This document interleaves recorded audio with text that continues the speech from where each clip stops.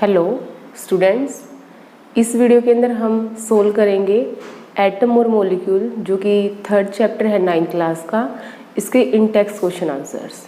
और जो exercise question answers हैं वो अलग वीडियो के अंदर करेंगे, क्योंकि अगर एक ही वीडियो बनाते हैं तो काफ़ी लंबी वीडियो बन जाएगी इसकी। तो इसके लिए हमने इसकी अलग अलग वीडियो बना ली है। ये इन टेक्स्ट क्वेश्चन आंसर्स की होगी और इससे अगली आपकी एक्सरसाइज क्वेश्चन आंसर्स की। तो देखिए आपके दो तरह के क्वेश्चंस हैं इन टेक्स्ट क्वेश्चन। तो इन टेक्स्ट क्वेश्चन है आपके कहाँ से, कौन से पेज से शुरू है, 32 पेज पे जो फर्स्ट इन टेक्स्ट क्वेश्चन है उसका सोल्यूशन देख रहे हैं हम क्या होगा। तो देखिए क्वेश्चन फर्स्ट क्या है हमारे पास, in a reaction 5.3 gram of sodium carbonate reacted with 6 gram of ethanoic acid, the product were 2.2 gram of carbon dioxide, 0.9 gram water and 8.2 gram of sodium ethanoate. Show that these observations are in agreement with the law of conservation of mass. तो देखिए इस chapter के अंदर हमारे दो तरह के conservation हैं। एक तो है लॉ ऑफ कंजर्वेशन ऑफ मास और एक है लॉ ऑफ कांस्टेंट प्रोपोर्शनेशन। तो लॉ ऑफ कंजर्वेशन ऑफ मास ने क्या बोला है, जितना भी हमारा रिएक्टेंट का मास होगा वो मास हमारे प्रोडक्ट का भी होगा। जैसे कि मान लिया हमने 5 ग्राम लिया है हाइड्रोजन और उसमें 10 ग्राम ऐड कर दिया हमने ऑक्सीजन, तो रिएक्टेंट कितना हुआ हमारे पास 5 ग्राम। जैसे हमने हाइड्रोजन लिया है और हमने उसके अंदर क्या ऐड किया है, 5 ग्राम हाइड्रोजन ले लिया हमने और उसके अंदर ऐड कर दिया है 10 ग्राम ऑक्सीजन। तो हमारे पास जो प्रोडक्ट बना है उसकी अमाउंट कितनी होगी, 5 और 10 को क्या कर दो 15 ऐड कर दो, तो हमारे पास क्या बना है 15 ग्राम ऑफ H2O। अब देखिए इस क्वेश्चन के अंदर हमें रिएक्टेंट्स जो लेफ्ट साइड में है उनका भी मास दे रखा है, प्रोडक्ट का भी मास दे रखा है। हमें चेक करके बताना है कि प्लस करने के बाद जो रिएक्टेंट का मास है वो प्रोडक्ट के इक्वल है या फिर नहीं है। अगर इक्वल है तो लॉ ऑफ कंजर्वेशन ऑफ मास क्या होगा, यहाँ पे अप्लाई होगा।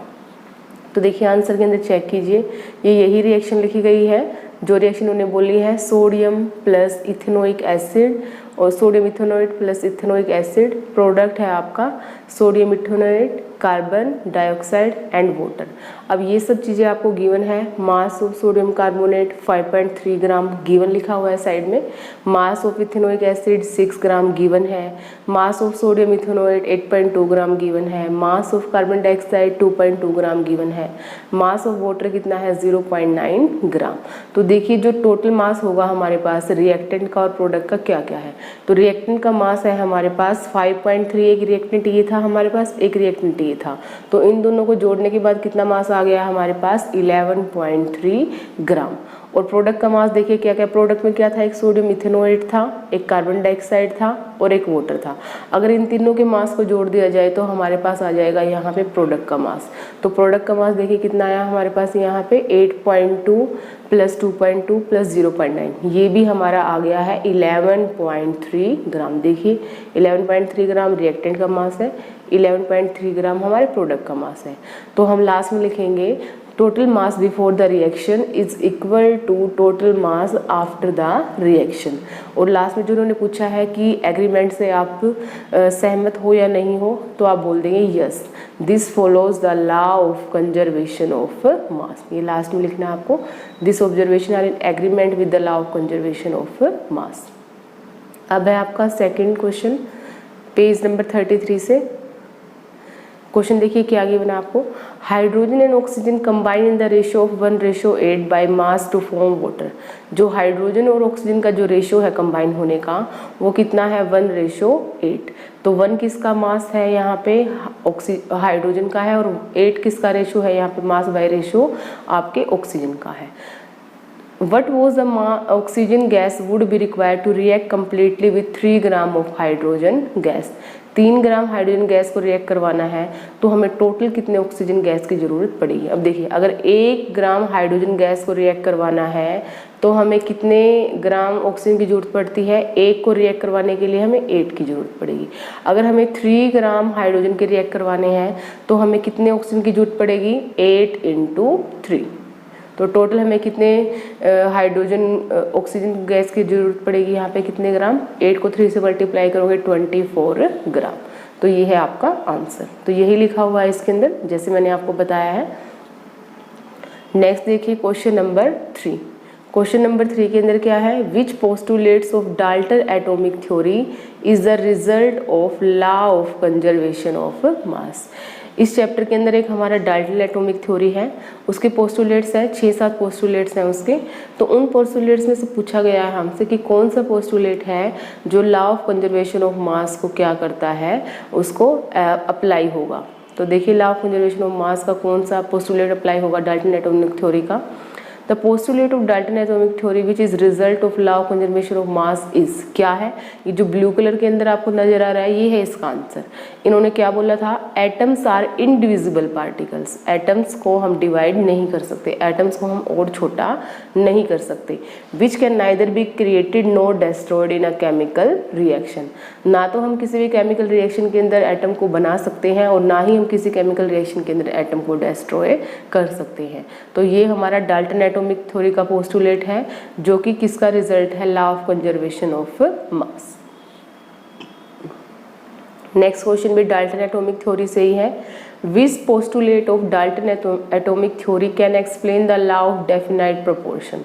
तो कौन सा पोस्टुलेट है जो डेफिनाइट प्रोपोर्शन को एक्सप्लेन करेगा डाल्टन एटॉमिक थ्योरी का पोस्टुलेट। तो देखिए क्या है, ब्लू में आंसर है इसका भी, the relative number and kind of atoms in a given compound remain constant. कोई भी आपका कंपाउंड है तो उसके अंदर जो एटम्स के नंबर है वो हमेशा क्या रहेंगे, फिक्स रहेंगे। जैसे कि मैं एग्जांपल के लिए यहाँ पे ले लेती हूँ H2O, H2 एक कंपाउंड है तो इसके अंदर जो ऑक्सीजन के नंबर है 1 और जो हाइड्रोजन के नंबर है 2 वो हमेशा क्या रहेंगे, फिक्स रहेंगे। इसमें आपको कोई चेंज नज़र नहीं आएगा। तो ये क्या है, एक डेफिनाइट प्रोपोर्शन है। किसने दिया था हमें ये, डाल्टन एटॉमिक थ्योरी ने पोस्टुलेट दिया। नेक्स्ट क्वेश्चन पेज नंबर 35 से है ये क्वेश्चन में डिफाइन करना है एटॉमिक मास यूनिट क्या होती है। सबसे पहले एटॉमिक मास यूनिट को हम किस लेटर से रिप्रेजेंट करते हैं, यू। यू नजर आ रहा है आपको, यू। तो यू से हम किसको रिप्रेजेंट करेंगे, एटॉमिक मास यूनिट को। अब देखिए इसका है क्या, डेफिनेशन क्या है, mass unit equal to exactly 1/12 the mass of 1 atom of carbon. जो हमारे एक कार्बन एटम का जो मास है अगर उसका 1/12 कर दिया जाए तो वो हमारे पास क्या कहलाएगा, 1 एटॉमिक मास यूनिट। कार्बन लिया गया है कार्बन 12, उसका अगर 1/12 कर दिया जाए तो हम उसको क्या बोलते हैं, 1 atomic mass unit. Next question number 2, Why is it not possible to see an atom with naked eyes? Naked eyes से एटम को देख पाना इम्पॉसिबल है, पॉसिबल नहीं है, ऐसा क्यों है? The size of an atom is so small that it is not possible to see it with naked eyes. जो साइज है हमारे एटम का वो काफ़ी छोटा है, इतना छोटा है कि हमारी नेक्ड आइज से वो विजिबल नहीं है और इसलिए उसको क्या करना पड़ता है, देखने के लिए हमें माइक्रोस्कोप का ज़रूरत पड़ेगी, इलेक्ट्रॉन माइक्रोस्कोप की ज़रूरत पड़ेगी, तब जाके हम एटम को विजिबल कर पाएंगे, देख पाएंगे। Atom of an element don't exist independently, और जो एटम होता है एलिमेंट का वो इंडिपेंडेंटली एग्जिस्ट नहीं करता, वो किसी न किसी के साथ कंपाउंड फॉर्मेशन या मॉलिक्यूल फॉर्मेशन के अंदर हमें नजर आएगा। नेक्स्ट क्वेश्चन है आपका पेज नंबर 39 से। यहाँ पे आपको क्या बताना है, फॉर्मूलाज लिखने हैं। फॉर्मूलाज किस किस के लिखने हैं आपको, फर्स्ट फॉर्मूला लिखना है आपको सोडियम ऑक्साइड का। ये फॉर्मूलाज आप तभी लिख पाओगे जब आपको क्या पता होगा इन फॉर्मूलाज के जो भी एलिमेंट हैं इनके क्या चार्ज होंगे, पॉजिटिव चार्ज है, नेगेटिव चार्ज है, कितना पॉजिटिव है कितना नेगेटिव। जैसे मैं भी आपको एक फॉर्मूला लिख के दिखाऊंगी, स्टार्टिंग में जो उन्होंने पूछा है सोडियम ऑक्साइड, सोडियम को हम रिप्रेजेंट करते हैं Na से, और Na का जो आयन है उसके ऊपर कैसा चार्ज होता है, +1। उसके बाद है ऑक्सीजन, ऑक्सीजन का जो चार्ज होगा वो क्या होगा, 2-, यहाँ पे प्लस लिख दीजिए इसका। अब क्या करते हैं, इन दोनों को हम क्रॉस मल्टीप्लाई करेंगे, तो जब क्रॉस मल्टीप्लाई करेंगे तो क्या लिखा जाएगा, जो ऑक्सीजन का चार्ज है वो सोडियम के साथ लिखा जाएगा और जो सोडियम का चार्ज है वो ऑक्सीजन के साथ लिखा जाएगा। तो सोडियम का चार्ज कौन सा लिखेंगे आप, जो ऑक्सीजन का है Na2, और ऑक्सीजन का क्या है 1, तो Na2O। ये क्या बन गया हमारे पास, फॉर्मूला बन गया है सोडियम ऑक्साइड का। तो ये फॉर्मूलाज आप तभी लिख पाएंगे जब आपको क्या याद होंगे, चार्जेस याद होंगे इन एलिमेंट्स के इंडिविजुअली। देख लीजिए नेक्स्ट क्या है हमारे पास, फॉर्मूला एल्यूमिनियम क्लोराइड का AlCl3। सोडियम सल्फाइड का Na2S, मैग्नीशियम हाइड्रोक्साइड का MgOH होल ट्वाइस। कैसे बोला जाएगा इसको? Mg मैग्नीशियम ब्रैकेट लगा के OH close bracket twice, magnesium hydroxide. Next question, question number 2, write down the name of the compound represented by the following formula. आपको इस question के अंदर फॉर्मूला गिवन है, आपको फॉर्मूले से क्या लिखना है? कंपाउंड का नाम लिखना है। तो सबसे पहले देखिए क्या है आपके पास, Al2SO4 होल थ्राइस। इस कंपाउंड का क्या नाम होगा? Al होगा एल्यूमिनियम को रिप्रेजेंट करेगा और SO4 आपका किसको रिप्रेजेंट करेगा? सल्फेट को रिप्रेजेंट करेगा। तो ये हो गया आपका aluminium sulphate. CaCl2 calcium chloride, K2SO4 potassium sulphate, CaCO3 calcium carbonate. तो ये क्या है? हमें फॉर्मूलाज गिवन है, हमें फॉर्मूलाज के क्या लिखने थे? नेम लिखने थे। Next question, what is the meant by the term chemical formula. जो केमिकल फॉर्मूला जो टर्म है उसका क्या मतलब है? Chemical formula of a compound means the symbolic representation of the composition of a compound। Chemical formula का मतलब क्या है? सिम्बॉलिक रिप्रेजेंटेशन है किसी भी कंपाउंड की कॉम्पोजिशन की। जैसे कि मैंने NaCl लिखा अभी यहाँ पे, NaCl क्या है? एक फॉर्मूला ही है। किसका फॉर्मूला है? ये कॉमन सॉल्ट जो हम खाते हैं उसका फॉर्मूला है। तो क्या है ये सिम्बॉलिक रिप्रेजेंटेशन, हमने सिंबल यूज़ किए हैं। सोडियम के लिए Na सिंबल यूज़ किया है, क्लोरीन के लिए हमने Cl सिंबल यूज़ किया है। तो एक सिम्बॉलिक रिप्रेजेंटेशन है किसी भी कंपाउंड की केमिकल कॉम्पोजिशन की। इसको देख के हमें पता चल जाएगा कि जो भी हमारा कंपाउंड है उसके अंदर कौन कौन से एलिमेंट मिक्स हैं या किस किस एटम से जुड़ के वो बना हुआ है। तो जैसे और एग्जांपल देखिए, इन्होंने CO2 का एग्जांपल दिया है। तो CO2 के एग्जांपल से हम क्या बता पाएंगे कि इसके अंदर एक तो है कार्बन एटम और कितने ऑक्सीजन एटम है? 2 ऑक्सीजन एटम है जो एक दूसरे से जुड़े हुए हैं और जोड़ने के बाद उन्होंने क्या बना दिया है? एक मॉलिक्यूल। किसका एक मॉलिक्यूल? कौन से कंपाउंड का? Carbon dioxide. Next question, question number 4, how many atoms are present in. आपको नंबर ऑफ एटम्स काउंट करने हैं। फर्स्ट पार्ट देखिए H2S, इसको बोलते हैं हाइड्रोजन सल्फाइड। हाइड्रोजन के देखिए कितने एटम हैं? 2 एटम है और सल्फर का एक ही एटम है। तो टोटल एटम कितने हो गए हमारे पास? 3 एटम्स। सेकेंड पार्ट में देखिए PO4 नेगेटिव, ये फॉस्फेट आयन है। फॉस्फेट आयन में क्या है? फॉस्फोरस का एक एटम है और जो ऑक्सीजन है उसके कितने एटम है? 4 एटम। तो टोटल एटम कितने हो गए यहाँ पे? एक फॉस्फोरस का और 4 ऑक्सीजन की है। तो टोटल एटम हो गए यहाँ पे 5। ऊपर वाले के अंदर कितने बताए मैंने आपको? हाइड्रोजन सल्फाइड के अंदर 3 है और फॉस्फेट के अंदर कितने हैं? 5 है। Next question, page number 40। इस क्वेश्चन के अंदर क्या पूछा गया है? आपको मॉलिक्यूलर मासेस निकालना है। आपको किस किस का मॉलिक्यूलर मास निकालना है?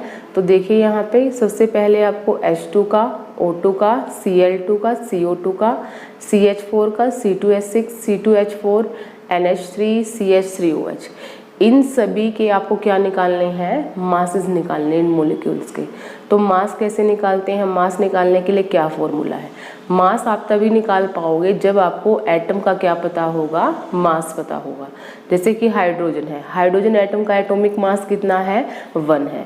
तो अगर आपको 3 हाइड्रोजन के एटम दिए जाए तो मास कितना होगा 3 हाइड्रोजन एटम का? 1 + 1 + 1 3 के इक्वल हो जाएगा। तो ये क्वेश्चन हम तभी सोल्व कर पाएंगे जब हमें क्या करना आएगा? हमें मास याद होंगे अलग अलग से फर्स्ट 20 एलिमेंट्स के, तब हम इस क्वेश्चन को सोल्व कर पाएंगे। जैसे कि ऑक्सीजन है, एक ऑक्सीजन का मास होता है 16, तो 2 ऑक्सीजन का कितना होगा? 2 × 16 या 16 + 16 कर लीजिए आप 32। तो इसी तरह आपको याद रखना है इसके अंदर कैसे मास निकालेंगे हम। तो देखिए फर्स्ट है आपको मॉलिक्यूलर मास फाइंड आउट करना है आपको यहाँ पे किसका? हाइड्रोजन का। तो हाइड्रोजन का कैसे फाइंड आउट करेंगे? सबसे पहले हाइड्रोजन के नीचे आपको कितने एटम्स नजर आ रहे हैं? यहाँ पे आपको एटम्स नजर आ रहे हैं 2। यहाँ पे आपको कितने एटम्स नजर आ रहे हैं? 2। तो जो पहले नंबर नीचे लिखा हुआ है उसको तो आप लिख लेंगे आगे इनटू। इनटू में किसको लिखना है आपको, जो भी मास है एलिमेंट या हाइड्रोजन या जो भी आपको यहाँ पे गिवन है, जैसे कि यहाँ पे हाइड्रोजन गिवन है तो आपको यहाँ पे किसका मास लिखना है, हाइड्रोजन का। कार्बन गिवन होता तो आप कार्बन का लिखते। जो भी आपको एलिमेंट गिवन है उसी का आप यहाँ पे मास लिखेंगे। तो हाइड्रोजन का मास एक्चुअली में होता कितना है 1, तो 2 को 1 से मल्टीप्लाई करोगे तो कितना आंसर आ जाएगा आपका 2। और पीछे जो U लिखा गया है, पीछे हमने क्वेश्चन के अंदर किया था, ये क्या हमारा यूनिट मास। सेकेंड क्वेश्चन देखिए, सेकेंड पार्ट इसका, हमें किसका मास निकालना है, O2 का। तो O2 का भी कैसे निकालेंगे, जो O2 के नीचे नंबर्स लिखे गए हैं, क्या नंबर्स लिखे गए हैं, O2 के नीचे कितने नंबर्स लिखे गए, 2 into mass of, molecular mass या एटॉमिक मास ऑफ किसका, ऑक्सीजन का। और एक ऑक्सीजन का मास कितना होता है यहाँ पे 16, तो 2 का कितना हो जाएगा, 2 इंटू 16 32 यूनिट। नेक्स्ट क्वेश्चन के अंदर भी आपको इसी तरह से करना है, मोलिकुलर मास ऑफ Cl2। तो एक Cl2 का मास होता है 35, एक Cl का मास होता है 35.5, तो 2 Cl का मास कितना हो जाएगा 71। Molecular mass of CO2, carbon dioxide का मोलिकुलर मास निकालना आपको। तो पहले हमें देखिए यहाँ पे 2 अलग अलग एटम्स दे दिए गए हैं, एक हमें दिया गया है कार्बन और दूसरा हमें दिया गया है ऑक्सीजन। इन दोनों का अलग अलग से निकाल के हमें क्या करना है, जोड़ना है। बीच में आपको प्लस का साइन दिख रहा है ना, ये प्लस का साइन, ये मास किसका है यहाँ पे, कार्बन का है, और ये मास किसका है यहाँ पे, ऑक्सीजन का। कार्बन का मास कितना होता है, एक कार्बन का 12 होगा, और 2 ऑक्सीजन एटम है, एक ऑक्सीजन एटम का कितना होता है 16, तो 2 का कितना हो जाएगा 32। 32 में 12 ऐड करेंगे आपको कितना मिलेगा 44। नेक्स्ट क्वेश्चन, मीथेन का मोलिकुलर मास निकालना हमें। तो सेम ये आ जाएगा, कार्बन का होगा 12 और 4 हाइड्रोजन का कितना हो जाएगा, 4 ही हो जाएगा, 12 में 4 ऐड किया जाएगा तो कितना हो जाएगा आपके पास 16। मोलिकुलर मास ऑफ C2H6, एक कार्बन का कितना है आपको पता है 12 है, तो 2 कार्बन का कितना हो जाएगा 24 हो जाएगा, और 6 हाइड्रोजन का ऐड करना है, तो 24 + 6 कितना आ जाएगा आपके पास 30। तो यहाँ पे इसका आंसर कितना होगा आपका 30। नेक्स्ट क्वेश्चन में C2H4 का निकालना हमें, 2 कार्बन का कितना हो जाएगा 24 और 4 हाइड्रोजन का कितना हो जाएगा 4 ही हो जाएगा, तो 24 में 4 ऐड करेंगे तो कितना आ जाएगा 28। नेक्स्ट निकालना है हमें NH3। NH3 होता है अमोनिया। अमोनिया में एक नाइट्रोजन एटम है और 3 हाइड्रोजन एटम है, तो 3 हाइड्रोजन एटम का तो 3 ही रहेगा। एक नाइट्रोजन एटम का मास कितना होता है, ये होगा 14, तो 14 में 3 ऐड करेंगे तो कितना आ जाएगा इसका आंसर 17 यूनिट। नेक्स्ट इसका last part, molecular mass of CH3OH। इसके लिए हमें क्या जरूरत पड़ेगी, CH3OH के लिए इसको हम मिथेनॉल बोलते हैं। एक कार्बन का एटम है यहाँ पे, एक कार्बन का एटम है, 3 हाइड्रोजन के एटम है, एक ऑक्सीजन का एटम है, एक हाइड्रोजन का एटम है। तो इन सभी का हमें अलग अलग से मास निकालना पड़ेगा और उसको हमें क्या करना पड़ेगा, ऐड करना पड़ेगा। तो उसके बाद हम क्या निकाल पाएंगे यहाँ पे 32। देखिए कैसे निकलेगा, जैसे कि CH3OH है हमारे पास, एक कार्बन का मास कितना होगा 12 प्लस 3 हाइड्रोजन है तो 3 हाइड्रोजन का मास कितना होगा 3 होगा। एक ऑक्सीजन का मास कितना होता है 16 प्लस एक हाइड्रोजन है तो एक हाइड्रोजन का मास कितना होगा 1। तो अगर इसको हम ऐड करेंगे तो हमारे पास आंसर कितना आएगा 32।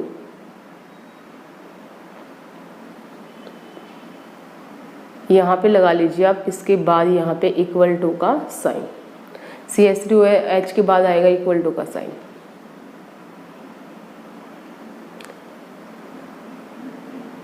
Next question number 2, calculate the formula unit masses of zinc oxide, sodium oxide, potassium carbonate. Given mass of zinc is 65 U, sodium is 23 U, potassium is 39 U, carbon is 12 U, oxygen is 16 U। आपको क्या करना है, जो आपको 3 formulas given है यहाँ पे, zinc oxide, sodium oxide और पोटाशियम कार्बोनेट का आपको मास निकालना है। जैसे हमने पीछे निकालना था सेम करना है आपको। जो भी मास आपको गिवन है उसको आपको क्या कर देना है, ऐड कर देना है। कितने एलिमेंट्स गिवन है उनके अकॉर्डिंग। सबसे पहले आपको जिंक ऑक्साइड का निकालना है, तो एक ही जिंक का एटम है आपके पास, एक ही ऑक्सीजन का है, तो जिंक के मास को किस में ऐड कर दीजिए, ऑक्सीजन के मास में। जिंक का कितना है 65 है और ऑक्सीजन का कितना है 16 है।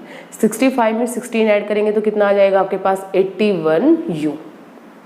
दूसरा देखिए, फॉर्मूला यूनिट मास किसका निकालना है, हमें सोडियम ऑक्साइड का निकालना है।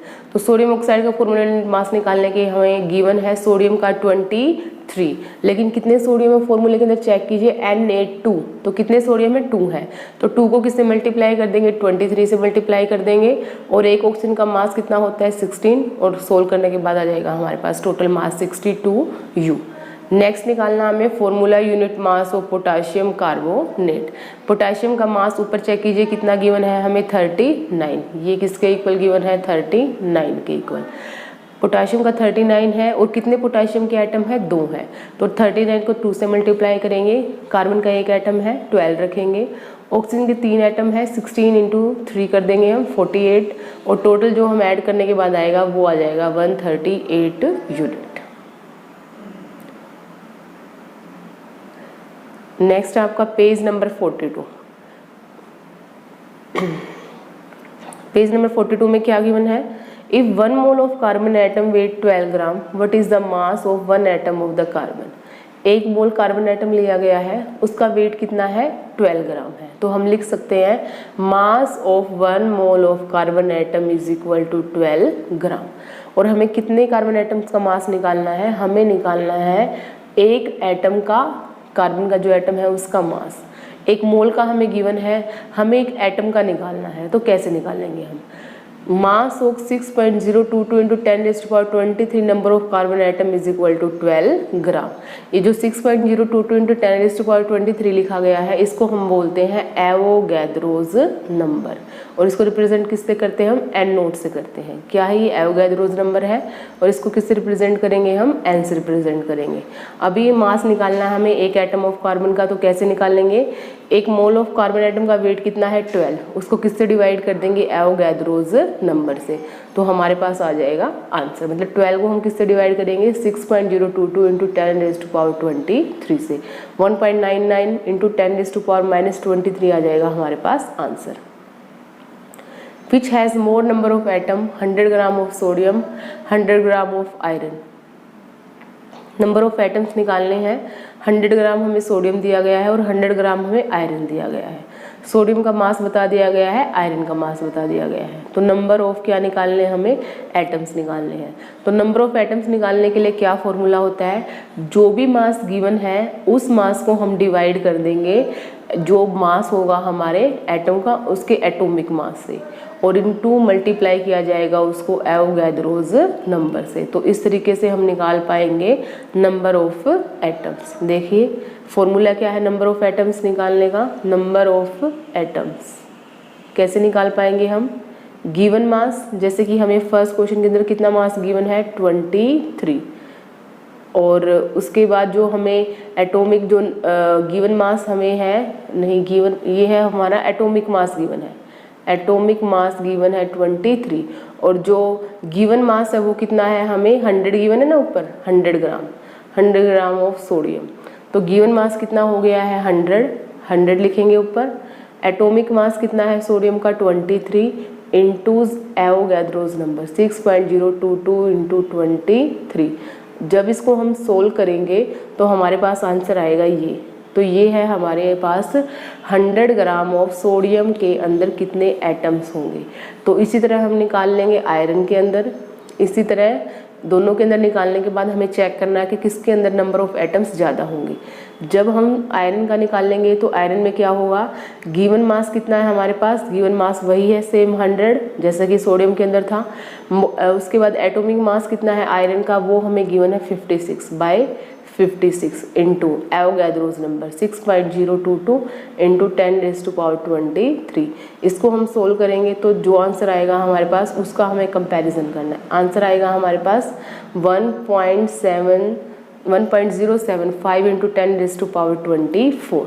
तो अब देख के बताइए किसके अंदर नंबर ऑफ एटम्स ज़्यादा है, सोडियम के अंदर या फिर आयरन के अंदर, किसके अंदर ज़्यादा है। इसके अंदर तो है 6,182 और यहाँ पे है 1.0753, तो ज़्यादा नंबर ऑफ एटम्स किसके हैं हमारे पास सोडियम के। तो लास्ट में हमें यही लाइन लिखनी है कि किसके अंदर नंबर ऑफ एटम्स ज़्यादा होंगे, सोडियम के अंदर। यहाँ तक कंप्लीट हो गए हैं हमारे इंडेक्स क्वेश्चन। जो अगली वीडियो है उसके अंदर डालेंगे हम एक्सरसाइज क्वेश्चन आंसर्स का सॉल्यूशन।